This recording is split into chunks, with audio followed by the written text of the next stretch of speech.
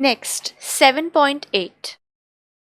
How many terms of the AP 2, 4, 6, 8, 10 are needed to get sum 210? समांतर श्रेणी 2, 4, 6, 8, 10 के कितने पदों का योगफल 20 होगा? अब देखिए, अब टर्म कौन सा है वो तो पता नहीं, कितने पदों का योगफल, ठीक है। How many terms are needed to get sum 210। अब n का वैल्यू हमें नहीं पता है, ठीक है, कितने टर्म्स का निकालना है सम वो नहीं पता है, लेकिन क्या गिवन है, सम 210, मतलब सम जो होगा Sn जो है उसका क्या वैल्यू है वो क्वेश्चन में गिवन है। यही तो, योगफल 20 होगा, योगफल बता दिया गया है कि 20 होगा, बट कितने टर्म्स का योगफल 20 होगा? 20 नहीं 210 होगा, ये हिंदी वाले में मिस प्रिंटिंग है, क्वेश्चन में ये 210 होगा, ठीक है। टू गेट सम 210, अब सम जो है वो 210 होगा, वो वैल्यू गिवन है, बट कितने कितने टर्म्स का जब हम लोग सम करेंगे योगफल यानी कि जोड़ करेंगे तो 210 आएगा, वो हमें नहीं पता। तो सिंपल है कि n का वैल्यू हम लोगों को नहीं पता है, ठीक है, लेकिन Sn का वैल्यू क्वेश्चन में गिवन है। क्यों? सम गिवन है ना, तो Sn एक्चुअली में क्या है, Sn जो हम लोग निकाल रहे हैं ये तो क्या है, सम ऑफ n टर्म्स है ना, सम ऑफ n टर्म्स है ना, बट यहाँ पर हमें n नहीं पता है, बट सम करने के बाद क्या वैल्यू आएगा ये क्वेश्चन में दिया हुआ है। तो सिंपल सा बात है, Sn हम लोगों को क्वेश्चन में गिवन है और n का वैल्यू निकालना है। सबसे पहले द गिवन AP इज, क्योंकि फर्स्ट टर्म और कॉमन डिफरेंस तो हमें निकालना ही होगा, उसके बिना तो कुछ नहीं होता है। द गिवन AP इज क्या है, 2, 4, 6, 8, 10 एंड डॉट, ठीक है। अब यहां से हम लोग क्या लिख सकते हैं, here A is equal to क्या, फर्स्ट टर्म है, सबसे पहला टर्म 2 दिख रहा है क्लियरली, D क्या है 4 माइनस 2, तो 4 माइनस 2 कितना हो गया 2 है ना, ये सेकेंड टर्म को फर्स्ट टर्म से माइनस कर लिया तो उसका वैल्यू क्या हो गया 2। और क्या क्वेश्चन में गिवन है, क्वेश्चन में हम लोगों को गिवन है Sn इज इक्वल टू 210, ये क्या है गिवन है ना क्वेश्चन में। अब इतनी चीजें हमें पता है, अब निकालना क्या है, n का वैल्यू हम लोगों को फाइंड आउट करना है, ठीक है। तो नाउ हम लोग लिखेंगे सबसे पहले क्या फॉर्मूला हमें पता है, Sn का फॉर्मूला n/2 ब्रैकेट में 2a plus n-1 into D. अब Sn का वैल्यू जिसका वैल्यू हमें पता है उसकी जगह हम उसको पुट कर देंगे, जो नहीं पता है वो एज इट इज छोड़ देंगे। तो देखिए Sn का वैल्यू हमें पता है 210, तो Sn की जगह हम लोग 210 पुट कर देंगे। अब यहाँ पर और जब भी एक लाइन में इक्वल टू हो तो दो बार हम लोग इक्वल टू नहीं लिखते, एक इक्वल टू है तो यहाँ पर हम लोग क्या लिखते हैं, और लिखते हैं, ठीक है। अब n/2, n का वैल्यू हमें पता है क्या, नहीं पता है, बस इसको एज इट इज कॉपी कर देना है। 2 इंटू ए का वैल्यू देखिए हमें पता है, क्या है ए का वैल्यू 2, तो ये हो गया 2 इंटू 2 प्लस n का वैल्यू तो हमें नहीं पता है, n-1 कर देंगे। और d का वैल्यू क्या है हमारे पास, d का वैल्यू भी हमने निकाला था, कितना निकाला है 2 निकाला है, तो d की जगह भी हम लोग क्या पुट कर देंगे 2 पुट कर देंगे। बस अब इसको सॉल्व करते हैं, ये तो हो गया 210।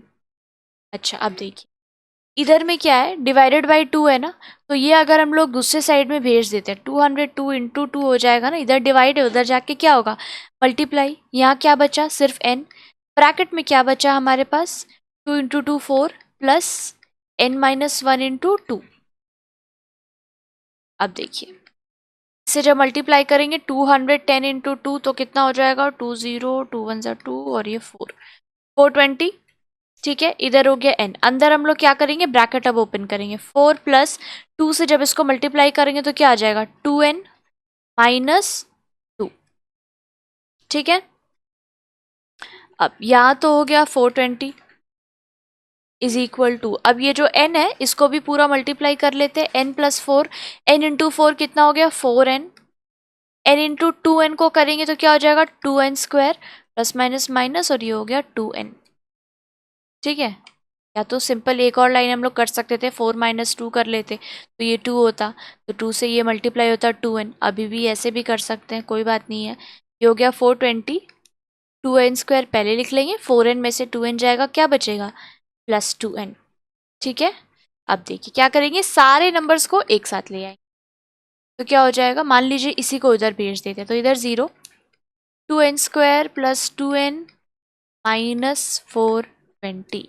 इसको अगर हम लोग पलट कर लिखेंगे तो क्या हो जाएगा, 2n² + 2n - 420 = 0। अब देखिए और कुछ सिंप्लीफाई होगा इसमें, कुछ समझ आ रहा है? हाँ, क्या समझ आ रहा है? देखिए 2 हम लोग कॉमन ले सकते हैं, अंदर क्या बच जाएगा, n² + n माइनस ये फिर से क्या हो गया 210 = 0। अब इधर तो 0 है, इधर 2 है, ये 2 इधर जाएगा तो क्या डिवाइड होगा, तो क्या 0 ही बचेगा ना। तो ये हो गया हमारे पास इक्वेशन। अब ये क्या है, ये एक्चुअली में हमारा वही मिडिल टर्म फैक्टर कर सकते हैं, ये हमारे क्वाड्रेटिक इक्वेशन के फॉर्म में आ गया ना, लास्ट चैप्टर जो हमने किया है। अब आप चाहो तो इसमें आपका जो क्वाड्रेटिक फॉर्मूला था श्रीधर आचार्य का फॉर्मूला, उससे आप चाहो तो डायरेक्ट सॉल्व कर सकते हो, या फिर आप जैसे फैक्टराइजेशन करके मिडिल टर्म फैक्टर करते थे आप वो कर सकते हो। ठीक है, वो आपके ऊपर है। लास्ट चैप्टर हम लोग बहुत इस तरह का क्वाड्रेटिक इक्वेशन पूरा सॉल्व कर चुके हैं, आपको जो भी मेथड इजी लगता है आप उस मेथड से इसको सॉल्व कर सकते हो। ठीक है, अब समझ आया कि वो चैप्टर क्यों इंपॉर्टेंट था, क्योंकि आगे हम लोग जितने भी चैप्टर्स करेंगे कुछ ना कुछ सॉल्व करने के लिए आपका बेसिक अलजेब्रा जो हम लोग अभी तक पढ़ रहे हैं वो सब कुछ यूज़ होगा। ठीक है, तो अब ये n² + n - 210 = 0, ये हमारे पास क्वाड्रेटिक इक्वेशन आ गया है। इसको अगर मिडिल टर्म फैक्टर से मैं यहाँ पे कर रही हूँ, आपको जो भी मेथड पसंद आए आप वो यूज़ कर सकते हो। +15 - 14 × n - 210 = 0। याद आई क्या होगा, 15 × 14 करने से क्या आना चाहिए, 210 आना चाहिए, और 15 - 14 करने से 1 आना चाहिए। ठीक है, ऐसे ही करते थे ना हम लोग मिडिल टर्म फैक्टर। 1 क्यों आना चाहिए, क्योंकि n का कोएफिशिएंट यहाँ पर क्या है 1 है ना, और मल्टीप्लाई करके 210 क्यों, क्योंकि लास्ट टर्म हमारा क्या है 210, और ये जो n² इसका कोएफिशिएंट कुछ नहीं है मतलब 1 है। ठीक है, तो अगर आपको अभी भी ये क्वाड्रेटिक इक्वेशन सॉल्व करने में कोई भी प्रॉब्लम है तो आप लास्ट चैप्टर फिर से आप रिविजन कर लो, आपको ये समझ आ जाएगा क्लियर। चलिए अब आगे सॉल्व करते हैं। n² + 15n - 14n - 210 = 0। ओके, अब कॉमन लेंगे हम लोग, n कॉमन लेंगे, क्या बचा n + 15 माइनस इसमें 14 कॉमन लेंगे तो भी क्या बचेगा n + 15, क्योंकि 14 × 15 करने से क्या 210 आ रहा था। अब क्या बचा n + 15 और अंदर क्या बचा n - 14 = 0। अब हम लोग फिर से क्या करेंगे, इधर n + 15 = 0 और n - 14 = 0। तो यहाँ से n का वैल्यू आया -15 और यहाँ से n का वैल्यू आया +14। अब जो नंबर ऑफ टर्म्स है n जो है वो नंबर ऑफ टर्म तो नेगेटिव तो नहीं हो सकता ना, वो तो पॉजिटिव ही होगा, तो इसीलिए यहाँ पर हम लोग कौन सा वैल्यू लेंगे, n = 14। ठीक है, तो इसका मतलब ये जो 210 जो सम दिया गया था वो कितने टर्म्स का सम था, कितने टर्म को ऐड करने पर 210 आता, 14 टर्म को, क्योंकि n का वैल्यू वही आया है। तो लिख देंगे therefore first 14 terms are needed to get the sum, कितना सम था हमारा 210, ये है हमारा एक्चुअल आंसर। ठीक है, सिंपल है, बस यही एक फॉर्मूला है हमारे पास Sn n/2 2a + n - 1 × d। ठीक है, अब इसी को किसी में आपको Sn गिवन रहेगा, किसी में n गिवन रहेगा, ठीक है, किसी में a गिवन रहेगा, d रहेगा, मतलब कुछ ना कुछ एक कुछ चीज़ें मिसिंग रहेंगी, कुछ चीज़ें गिवन रहेंगी। आपको सबसे पहले क्वेश्चन पढ़ के ये लिख लेना होगा कि आपको क्वेश्चन में क्या क्या गिवन है, ठीक है, और आपको क्या फाइंड आउट कर लेना है, इस तरह से। इससे क्या होगा, एकदम क्लियर कट आपको सामने में दिखेगा कि भाई ये इन्फॉर्मेशन हमारे पास है और ये निकालना है।